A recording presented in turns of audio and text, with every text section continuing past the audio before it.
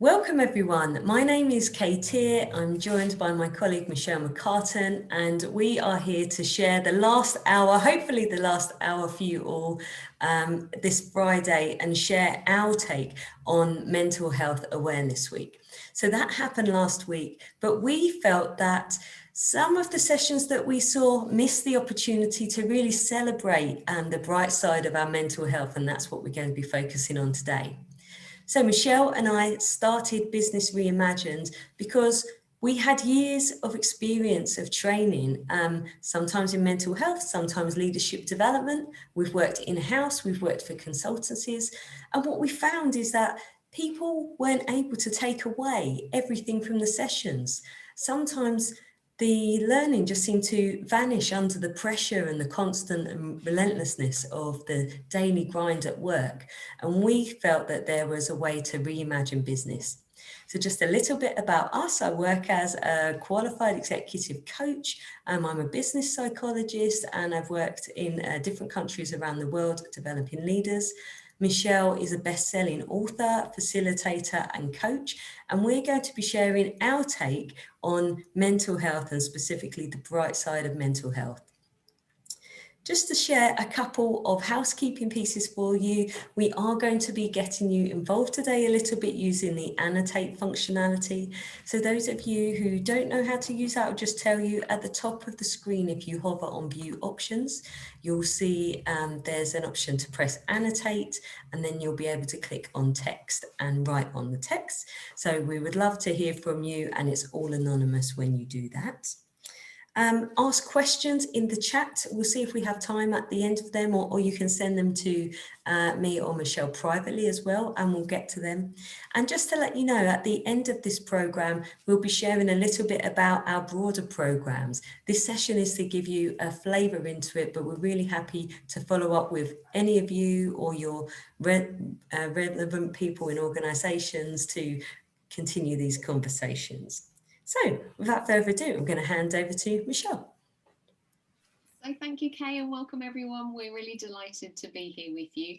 As Kay said, there's a lot of talk about the dark side of mental health, understandably, but today we want to bring some awareness to the other side, to the bright side.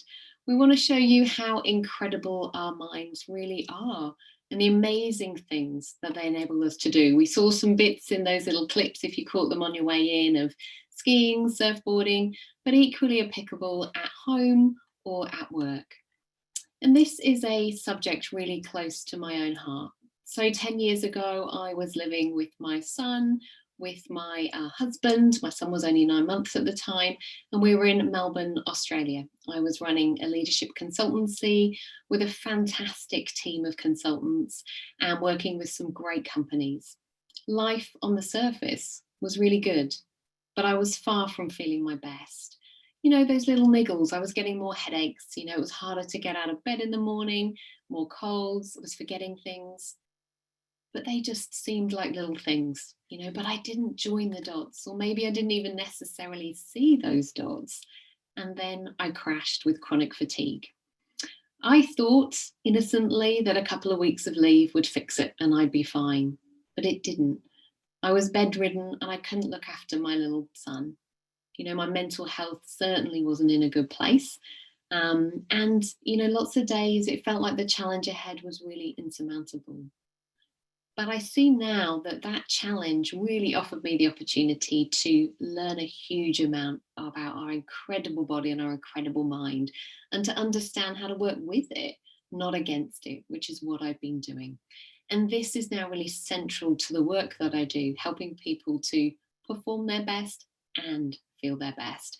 So today we want to give you a feel for the bright side of mental health by doing two things: to showcase the incredible powers of the mind, and to look at how we can really support our minds to work at their best. So we're going to dive in. So there's a lot of talk in the world of mental health about getting people to ground zero. So without mental illness, to being able to survive and engage in the world. Hugely valuable work in really specific situations, but often it stops at this place of surviving. And this reality of surviving is really normal for people, even before the pandemic. And I could obviously relate to this in that lead up to my period of chronic fatigue. And there's lots of clients that come our way who tell us, these things are really normal for them. And the research stacks up too. Gallup in 2020 did a survey and found that 70% of people felt burnt out at least once over the course of the year. When we think about kind of chronic distraction, on average, people at work get interrupted 56 times a day. 45% of people felt overwhelmed by the number of meetings they attended. So this is, for many people, the current reality. But even though it might be the norm for most of us, it isn't natural. We know there's a whole lot more built into the design of this incredible system than surviving. Our view is that if we aim for surviving, if we aim for ground zero, then we're missing out on so much of what we're designed for. This ultimate well-being where we can really thrive. So our aim is to really help people, to help businesses to thrive in their performance and to thrive in the way that they feel, their well-being, no matter the challenges that we're faced with, whether that be a pandemic, deadlines, emails, the challenges of loved ones, whatever that might be. So the science shows us that we're biologically hardwired to tackle challenges, whether that's a wave to try and surf on or whatever that might be. But there's always been challenges, in our evolutionary history, there always will be. But we don't know what we're truly capable of until we give it a go. So surfing is, to my surprise, a 1,000-year-old sport. So between 400 AD and 1996, the biggest wave ever surfed was 25 feet. Now, to me, that sounds huge. But above that, most people thought it's impossible. It's against the laws of physics. We couldn't possibly go any higher. But today, surfers regularly paddle into waves 60 feet tall and tow into waves over 100 feet tall. It's not just surfing that we've overcome challenges, that we've pushed these limits. There's lots of other areas in the public realm that you've probably all heard of. Roger Bannister, the 4-minute mile, that's a classic one. Kipchoge, the sub 2-hour marathon. Einstein in the world of, science in his theory of relativity. And then in the world of culture, Rosa Parks sitting on the bus, refusing to give up her seat for a white person. We could go on, but their actions all changed history forever. It sounds like these guys are really special, but the great news is we are all designed, we're all biologically rewarded for overcoming challenge. It's part of our system. So maybe you can think of your own challenges that looked impossible, but you did it. For me, I never thought I could write a book. And then I wrote one, and then I wrote 3. We've all got these. To overcome challenges, we need to get our biology to work for us rather than against us. So the human operating system is incredible, but it's really misunderstood. And if we don't understand any system, whether it's a computer system or the human body, the human mind, we don't get the best out of it.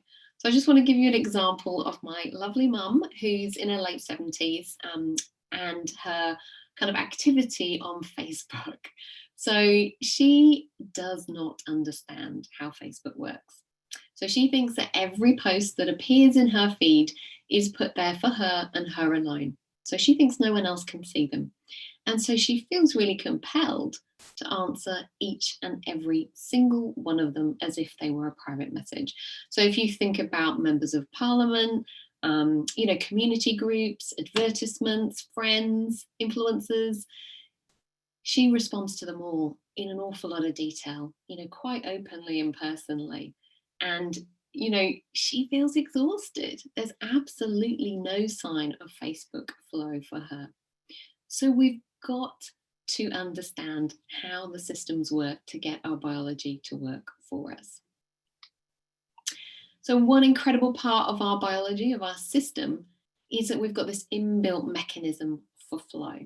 So it's this optimal state where we both feel our best and we perform our best. So you've probably heard of it, maybe you know of it as being in the zone or being on fire. But it's this state of relaxed high performance. You know, it's effortless. It's as if the heavy lifting is being done for us. All aspects of our performance, both mental and physical, go through the roof. We feel great. We get a huge boost in well-being. And we're hardwired for this place. You know, we're designed for it. It's part of our system. So let's have a little look at how much flow there is in your life. So we have a little look at this model. We've got two axes. Along the bottom, we've got passive to active. And on the side, we've got a burden mind or low clarity of mind to high clarity. So we've got this bottom box if we start there with resistance. So low clarity, low activity. So that's where we're distracted. We might be overanalyzing. We might be procrastinating. We probably all know it well. You know, we don't perform our best and not a whole lot gets done. And it doesn't feel great. No one wants to be lingering in that box of resistance. If we move along to the right, we've got uninspired action. So low clarity still, but high activity. So that's busyness. That's that classic dog chasing its tail activity. You know, we're putting sticky plasters on issues. We're not getting to the source of problems. Really exhausting. But if we move to the top boxes, so the top left, renewal, high clarity, low activity. So we've got reflection, recovery, fuel for that final square of flow. So high clarity, high activity. That's where we perform our best and we feel our best. So if we have a little look at this model, I want you just to get a little pen and paper in front of you if you can, or if you haven't got one, just think about this in your mind, but draw a cross on that piece of paper and then have a think about this week. So if we make it simple, your time at work this week, what percentage of that time have you spent in each of those four quadrants? So if we think about your time as 100%, how would you split your time up between those four areas? This is a really great tool for reflection, but it requires us to get really honest with ourselves and become really aware. It's okay. Yeah, so if you've got that in your mind, I'm going to launch our first poll of the session, and I'm going to ask you to just share what percentage of the time are you spending in flow? So here we go. So what percentage of your time are you spending in flow? And this is purely just to get a sense. It's a line in the sand. There's no right or wrong. Anywhere between 0 and 100%. And it's great to see the answers coming in. I mean, ultimately, when we're in flow, we are using our strengths. A really great mental state, as Michelle said. So when we want to perform better, we've got extra engagement and motivation, and there's a lot of research for that. When it comes to feeling our best, we get a lot of lower negative emotions, like you know, we're less angry, we have less anxiety. So lots of really good states here. So I'll just give it a couple more seconds. We've got a last few people starting to vote, and I will end the polling and share the results. So most people were spending between 11 and 25% of their time in flow, so nearly half of you. And then a few of you were spending 0 to 10, some of you 26 to 50%, and some 51 to 75%. Now, actually, you can't spend 100% of your time in flow. So that's one thing to take away from it. So you're not doing anything wrong. But the more time we can carve out so that we have the potential to spend there, the better it is for our performance and for our well-being as well. Fantastic. So now we've got a little bit of a feel for how much time we're spending it. Let's have a little look at what the impact of flow is. So as Kay hinted at there, flow really does turbo boost our performance. You know, there's an evolutionary reason for that. It helped us from a survival basis. So resource scarcity is the largest threat to our survival. So it's the biggest driver of evolution.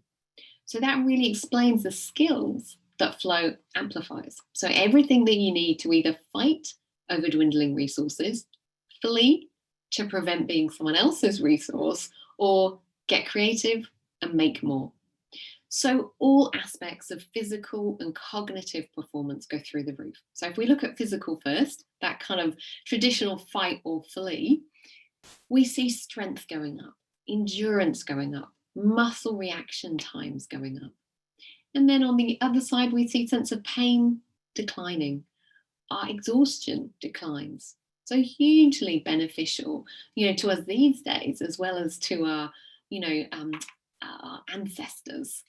But let's look at the cognitive, because that's where it gets really interesting for us.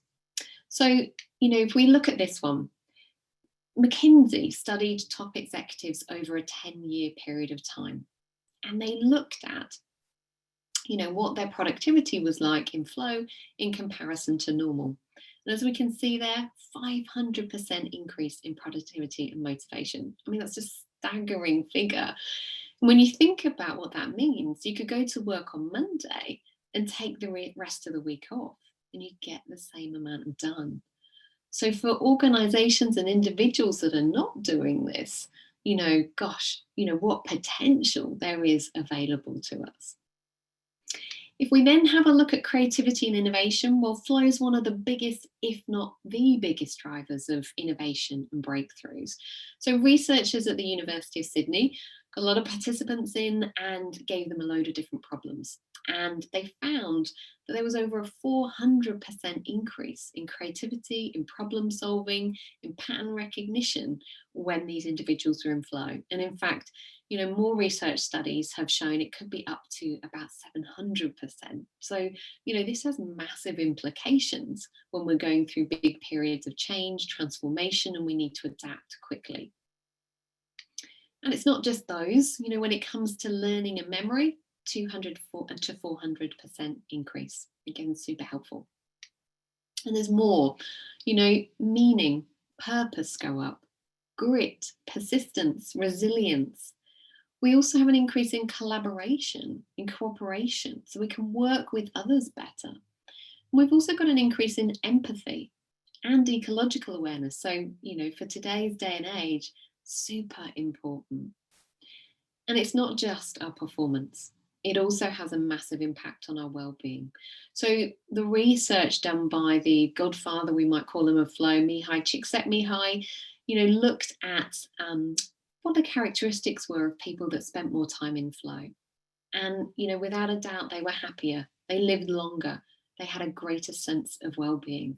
So a couple of specific examples of what happens to our well-being, in flow, we've got stress chemicals are flooding out of the system and being replaced by feel-good ones.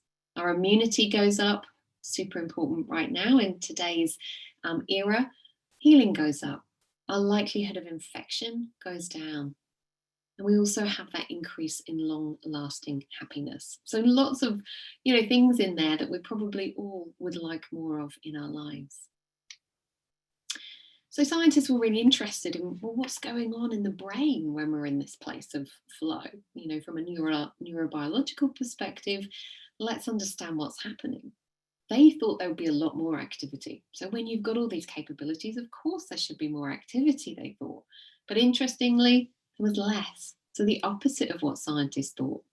So if we want to work with our biology, not against it, we want to take the weight off of our minds. And we're going to look at how we can do that today. So how we can really work with the system rather than against it. So one really important part of the system is this thing called state of mind. So our state of mind is our moment-to-moment clarity of mind. Now we've got a picture of a lift here. Our state of mind goes up and down, just like a lift. So it's like a continuum. We can be at any point on that continuum and it can change at any point in time. So often we don't even realize that our mind shifts, or in fact that we've got a state of mind. And often we're walking around, really innocently ignorant to the impact it's having on us. So we all sit somewhere in this elevator. We might be in the basement. So if we kind of just conjure up an image of that, for me, I think of an old property that we used to live in when we came back from sunny Australia. It was dark. There was no electricity in the cellar. You know, it smelled incredibly damp. The door was rotting, the windows were rotting. There were puddles on the floor, and we found, I think it was about 35, 40 frogs. So you get a bit of a feel, not the kind of place we wanted to hang out in.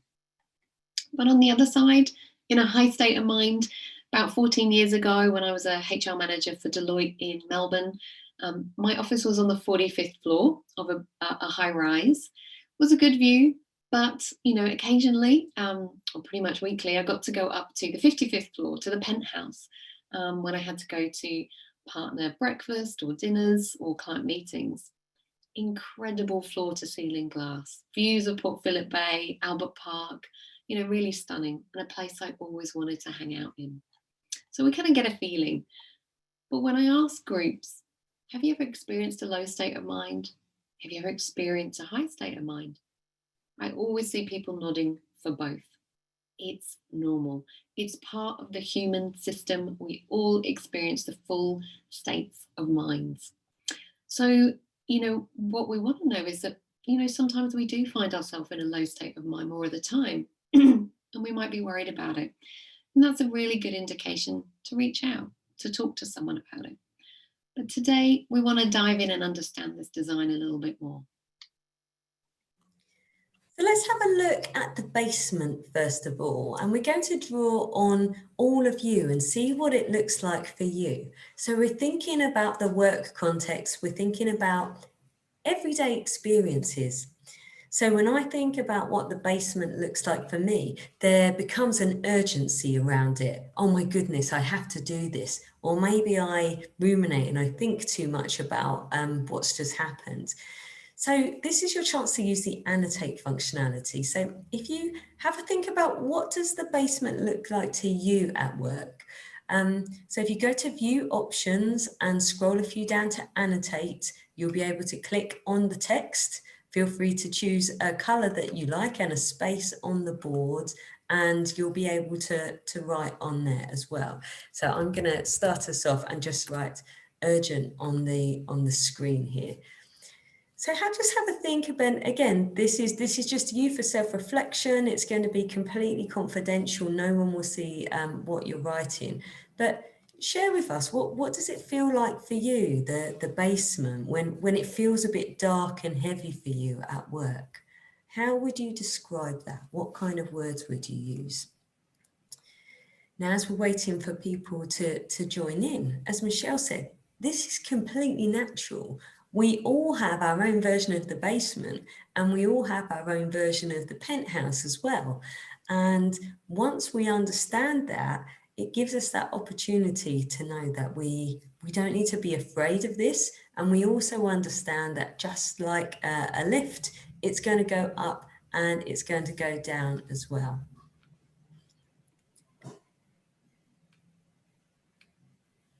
Why don't we, I think, some things just starting to come through, but just in the interest of time, because we haven't got very long with you today, we're going to move on. Oh yeah, some of you are on your phone, that's no problem. And what we're going to do, we'll move on today. I'm just going to clear my drawing. So if you can share in the chat as well, but I appreciate it. It's a little bit personal to share this, so don't worry if you don't need to. But when we've worked with other groups, they've described the basement as it's reactive. They feel very reactive. They see problems. They're easily distracted. You feel like you're being inefficient, you feel like nothing's getting done.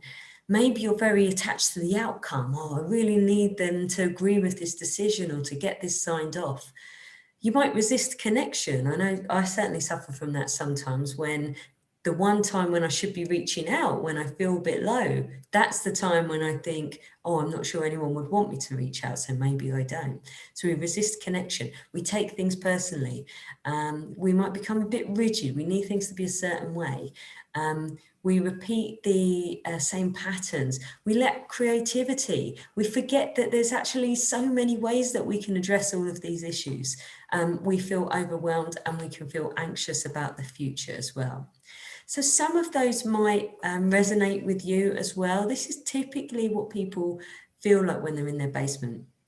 Let's move on and think about the penthouse. And I know a lot of you have been some issues here, so I'll just talk you through what the penthouse feels like for me. Interestingly, the penthouse doesn't mean really high emotions. It's not being really, really happy, or it might be for your penthouse might be. But for me, it feels like a very easy, effortless and relaxed state. And so this morning I was doing a piece of design work. I was reviewing someone's competency framework that they were designing for another organization. And I could just sit a couple of hours and just really let the ideas come and the information from different documents that I was working on, and it felt easy. And at the end I thought, that's a good piece of work, and I felt good and I felt happy with it. But let's see what other people, when we've seen them before, how they describe it, and see if this resonates with you as well. So when we're in the penthouse, we're proactive because we see possibility. Oh, I know, I can just go and do that. We don't second guess ourselves like we would in the basement, or maybe they don't want me to. No, in the penthouse, yeah, I'm going to go and do it. I'm focused, I'm accountable. I need to get this done. I know what I need to do. And if I want to achieve this outcome, then I know I need to make the steps to do it. We become curious, we're collaborative. So we see beyond the personal. It's not just about me, but hey, I need to do this because it's important for my team, for my family, for my organization. We're more adaptable and flexible. You know, we can see other people's perspectives better, and that helps us get to the heart of issues, and we're more in touch with our creativity. Again, we saw some of the great stats there earlier. You know, this is science. This isn't maybe it's like this, you know, this is real hard science we're talking about. We can pace and prioritize our recovery. You know, we know when we need to step away, and we're in the here and now. Really important. You know, I'm sure in some of your other mental health sessions, you've heard about the importance of being present for mental health, how so much of our suffering is caused by thinking about the past. You know, oh, if only that hadn't happened, or thinking about the future. Oh, you know, I hope that doesn't happen. And both of those, they steal our enjoyment in the present as well.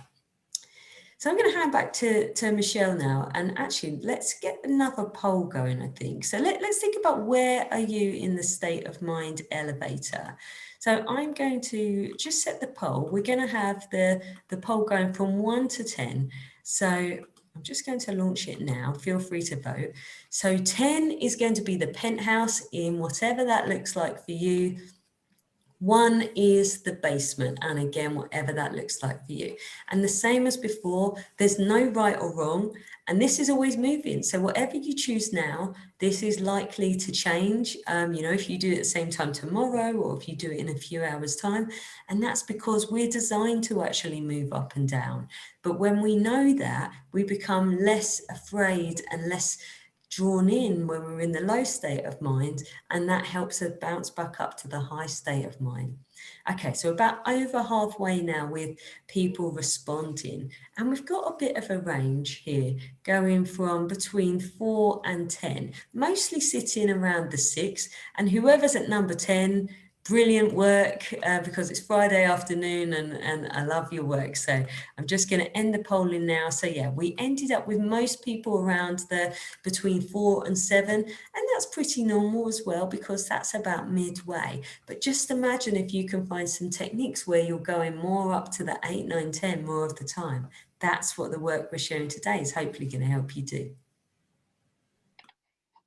Fantastic. Thank you, Kay. So our state of mind we're starting to see is a little bit like a filter through which we're looking at the world. So through a low state of mind filter, the dishes left next to the empty, with a big emphasis on empty, dishwasher by my lovely husband and my lovely son look like a really big problem. And I can spend a lot of time reflecting on how frustrating they are, how lazy they are, inconsiderate, how dare they shouldn't have, they take me for granted, and on and on and on. And in the process, I'm adding to the weight on my mind and I'm lowering my state of mind. So I'm moving down in that mood elevator. But with a higher state of mind filter on, those same plates, that same husband, that same son, they make me chuckle, maybe, or make me laugh, and think about them affectionately. And I can either pop them away, or one day when I had a clear mind, I actually thought, oh, why don't we come up with a little system and leave the dishwasher just slightly open? So then they know it's empty, they can see it. There's no risk of them not putting the dishes in there. So we had a chat about it, and hey presto, it solved the issue. They remember to pop them away. So the implications of this filtering effect is huge. It's not just my dishes. One moment the new project might look really exciting, but the next, overwhelming. It's the same with our houses, our jobs, our bosses, our partners, our children. They shift and change in how we see them because of this filter. So think about an example in your own life. At times something looks a certain way. It hasn't changed, but at other times it really does look like it's different. We all have it happen. We're just not all aware of it. So another way of looking at this, a sort of simple analogy, is to think of our mind like a projector. Now it looks like our mind is a camera. It looks like we're taking a picture of the world out there and we're experiencing it just as it is. But we're more like a projector, projecting our thinking onto the world out there. And that's what we're then experiencing. So I want to give you an example of this one from a client of mine, an Australian client who's absolutely fine with me sharing this with you. They are a CEO of a PR company, and they had a meeting with their boss one day. This was a couple of years ago. And their boss said to them, we're going to be merging with another company. I don't know the details yet. I don't know what's going to happen, but let's catch up in 2 weeks and we'll talk more about it. I should know more then. So she automatically projected her thinking onto the situation, which resulted in her living for 2 weeks in a reality of being made redundant. So as a result, she worried endlessly. She came up with lots of iterations of plans of what she might do to handle the impending redundancy. She talked to a lawyer to really get clear on her contract. She struggled to work. She felt like she was letting her clients down. She didn't eat well. She didn't take care of herself. She turned up to that meeting that was due for 2 weeks' time, completely exhausted, completely apprehensive, and an incredibly low state of mind. But at that meeting, she found out that she was going to be promoted to the MD of the merged companies. So in effect, she was going to have a bigger job and greater opportunity. She was hugely relieved, but utterly exhausted. She had, and she freely admits this now, understanding it, she'd been experiencing her thinking about what her boss had said, not what he'd actually said. And as a consequence, she'd lowered her state of mind, and that had affected everything. This can be true for absolutely anything. So it looks like, the world out there, it looks like our state of mind is, created by others, created by deadlines, created by tidiness of our house or our desk, or even our wonderful British weather.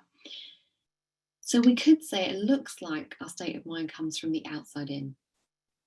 But how it actually works, how the design works, is that we project our state of mind onto others, onto the deadlines, onto the tidiness and the weather.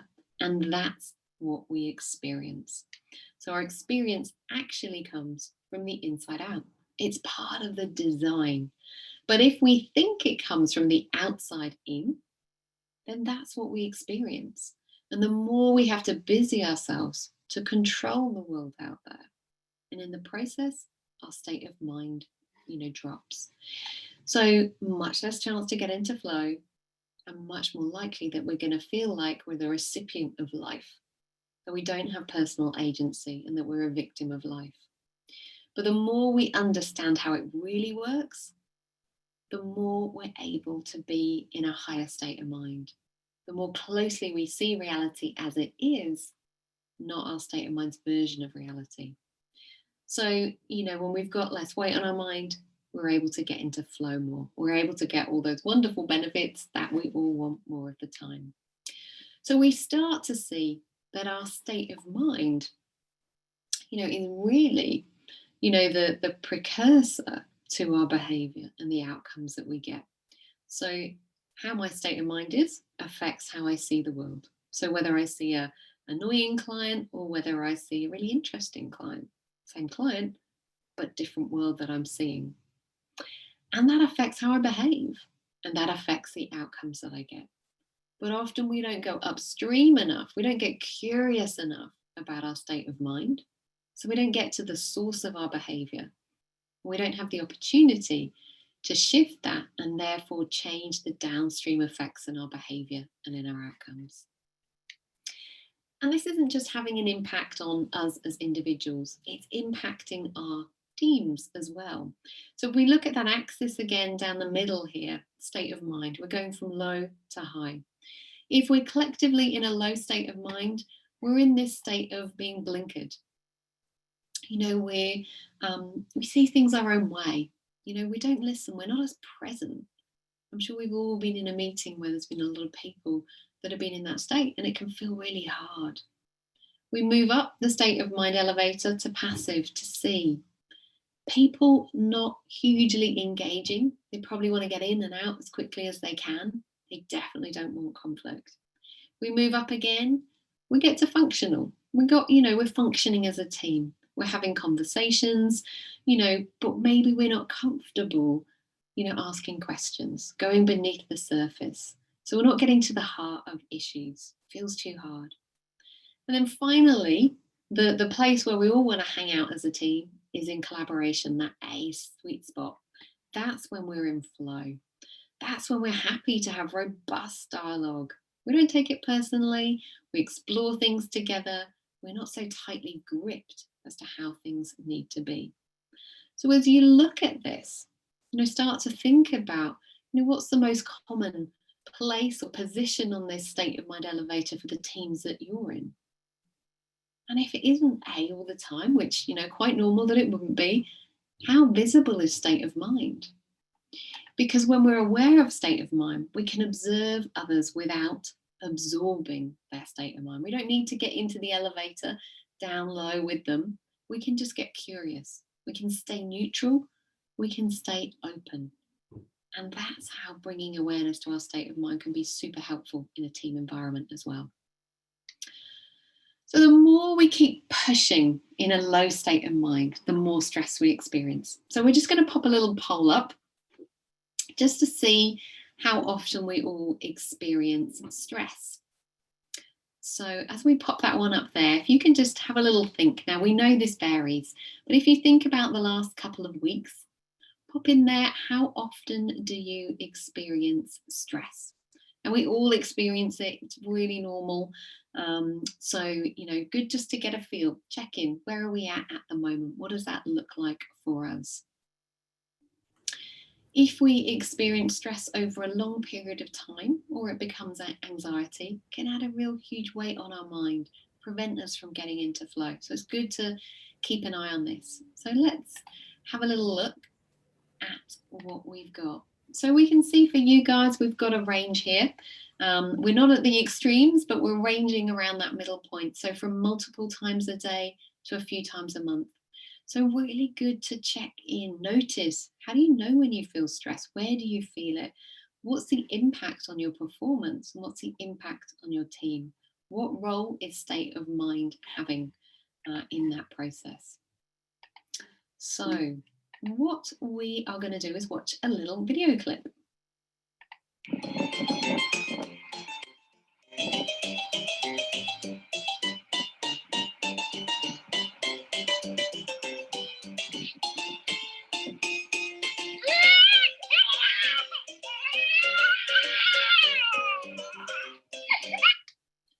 poor little girl. I always feel sad when I watch this, but we've all seen this kind of experience, happening, unraveling in front of us. But from this, we can really see stress is perceptual. This girl is projecting her thinking onto the shadow, just like we project our thinking onto the world out there. We know that the girl has got nothing to be scared of, thank goodness, because we know it's a shadow. We know it can't hurt her, but she doesn't. So she's got the same response that we might have if we saw a poisonous snake or, a car hurtling out of control towards us. Or it could be an email from a colleague. We have different perceptions about different stimuli, but if we see something as a threat, that's the response that we will have. So the more we understand that stress is perceptual, the more we realize it comes from the inside out. You're not afraid of what you think you're afraid of. You're afraid of what you think. We've all been there, like that little girl, but we do it about different things. And that is really helpful for us to see that it's coming from our inner experience. So feelings are an intelligent part of the design of this amazing system. Stress is one of those feelings. Really helpful. We feel our thinking. So thought and feeling are two sides of the same coin. So I want us just to test it out.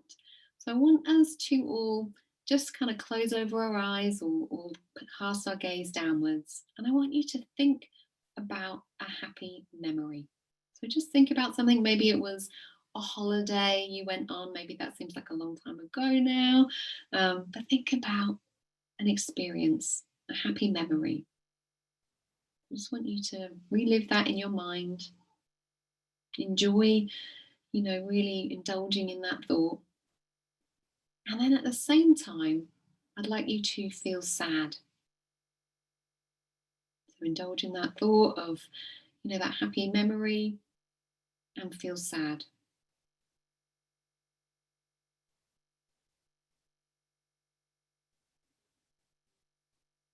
Now, for most of us, in fact, everyone that I've met so far, we can't do it because we feel what we think. So if we're thinking about the happy memory, that's what we feel. And we have to flick, to the other side to think about sadness to be able to feel it. So feelings are feedback. They tell us what we're thinking. They let us know we're experiencing thought. So if we don't know that's what we're experiencing, we look outside. We look for the reason for our feelings out there. And that's when we jump into controlling, to changing. We get caught up in a misunderstanding of where our feelings are coming from. And that's when we lower our state of mind more. And of course, we don't get into flow. So if we pull it all together for us, what we can see in this is we've got our mood elevator. We're going up and down, just like we talked about. So when we're in a low state of mind, we can be trying to solve problems that don't exist in a higher state of mind or look really different, just like my client who was projecting her thinking onto there's going to be a redundancy. So she spent a lot of time trying to solve that. All this activity, all this thinking deepens our low state of mind and extends it. So you can see that here with this dotted line.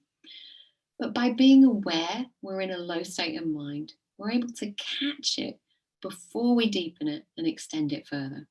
And what helps us massively with this is an amazing part of the design.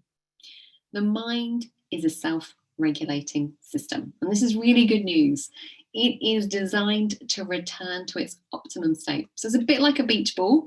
When we, press a beach ball down underwater, when we let go, take our hands off it, it pops back up. Or, a bit like one of these snow globes, we shake it, and then we stop shaking. It naturally settles. It returns to clarity. It's the same with our physical body. When we've got a cut, if we don't interfere with it, if we don't scratch it, then it heals. The mind's exactly the same. It goes back to clarity when we don't jump in and add more weight to it. We just have to understand this about the system, to trust the system, to know this is how it works, to benefit from it. And it is an amazing part of the system. So as this quote says, working in an unclear state of mind is like driving a car with a flat tire. You can do it, but it's difficult. It's very inefficient, and inevitably it gets worse the longer you do it. So we've probably all tried to get something done in a low state of mind, and it's felt like hard work. It's felt like we really had to kind of push through, muscle on, and we're not getting anywhere very fast.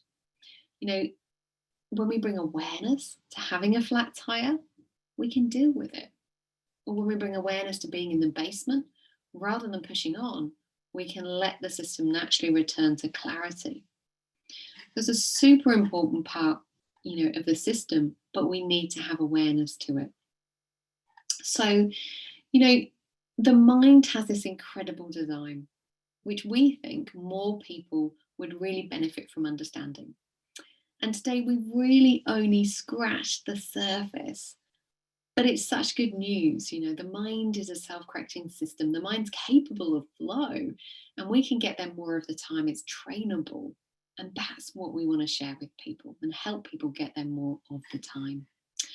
So we want to leave you with some invitations, really. We want to shine a light, really, on how you can build more awareness to the full functionality of the system. So we're going to leave you with 3 invitations to build your own awareness. So the first one is really over the next few weeks, build your awareness around how prevalent flow is in your life. So at the end of each day, we invite you to consider what percentage of your time you're spending each of these quadrants. What percentage is in flow? And really think about what were you doing before you got into flow. And really look at the patterns that exist for you. There's lots we'd love to tell you about flow, but just to build your awareness is a great starting point. Secondly, before every meeting, before every conversation, before you're doing something really important to you, ask yourself, where am I in the state of mind elevator? Make state of mind visible. We know that whatever we're about to face is seen through this lens. So the more visible we make it, the more likely we're going to benefit from the self-regulating function of the system and see it bounce to a higher state and get into flow. And then the second question, when things look a bit challenging, we can ask ourselves, am I aligned with the design? Where does it look like my experience is coming from the outside in? It look like I'm a camera taking a picture, because that's where I'm adding weight to the mind. So what could happen if I actually saw my experience was coming from the inside out? How might that shift my experience? How might that shift my behaviors? So some things to consider as you go about your next couple of weeks. But everything that we've looked at has really been about taking the weight off our mind and getting into flow more of the time. We've got this amazing system that enables us to fly, and we think that's great news. So I'm just going to finish off with a few slides now to talk about our approach. As Michelle said, we really only scratched the surface. I'm sure you can hear how passionate we are about the topic. And we think it's helpful to show you a little bit about some of our core programs, because we have a couple of them. But this model shows you a bit about our approach. So we wanted to bring together performance and well-being, and that's the sweet spot for us.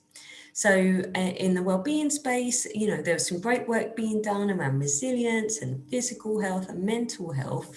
And we're saying that those are good things as well. But what you sometimes find is, because they don't provide a level of challenge, and we know from the research into flow that challenge is one of the things that helps get us into that state. So when we marry that with the performance elements, then we can help ourselves to get into that state where we can really reach our potential. And if we look at performance on its own, and Michelle and I spent many years delivering the classic way, if you like, feedback training, here's a model, learn about how to do this.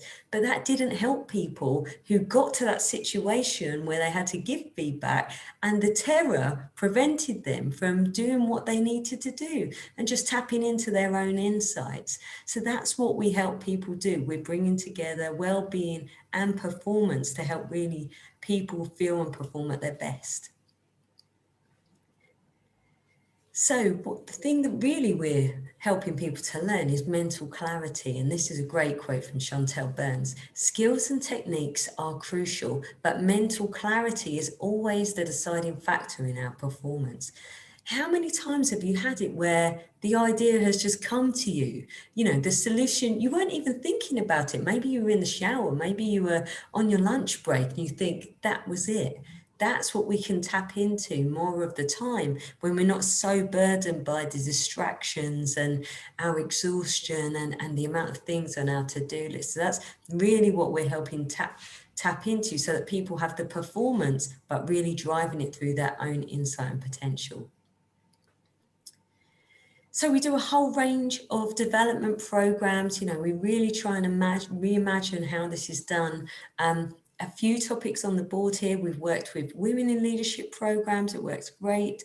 Talent, diversity and inclusion. And again, we work with a range of topics. So with one organisation, we were working around their 3 pillars of collaboration, empowerment and accountability. But of course, those things become a lot easier when you've got mental clarity, because collaboration looks like, well, it's impossible. We can't do it at this organisation. That's what we heard, that it's just not the done thing. And so therefore, people were trapped in this psychic prison, as it's known, thinking that they just couldn't do something. So they couldn't help the transformation on its way. And of course, when you remove those limits, which you do with mental clarity, that's what helps people really raise their performance. So again, this bit of a busy slide, so we're not going to spend too long here, but just to show you a little bit about our peak performance program. So it can tap into different areas, as we said. So with one client, it was accountability and collaboration and empowerment, but we would have some one-to-one coaching sessions. So you're seeing that with the person icon. We would have some short virtual webinars, a little bit like you've been watching today. So, but for 90 minutes, it can be for whole organizations, it can be small group coaching sessions, but we really tailor it to meet your needs. But underneath it all, of course, it's all about helping people be at their best to find their way of facing the challenges. And the last piece, just in case you've been interested about flow, which I know we've been talking a lot about today, we've just designed a new series. It's called the Mastering Flow series.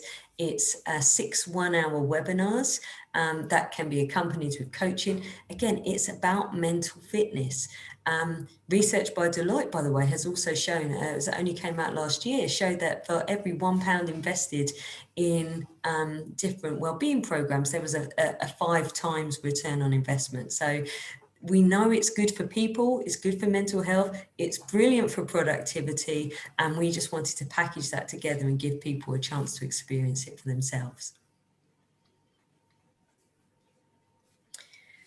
So that is it, and we have 5 minutes to go. So we've got one question in the Q&A which we'll come to. Just like to say thank you first of all as well, and please do connect with us on LinkedIn. We often share different research articles, etc., and we're really happy to follow up with you as well if you have questions. I know we're not going to have time for a lot of them. So I'm just going to read one of the questions. Can you share with the group a time when the methods you describe and your own understanding of flow have worked well for you and have made a positive change in your life? Okay, great. That's a great question. I think I'll come to Michelle in a moment, but if I think about that in terms of flow, I think this is one of the things that most people can connect with. What we often do when we help people to think about what flow means to them is sometimes to go back to their childhood and see how flow looked.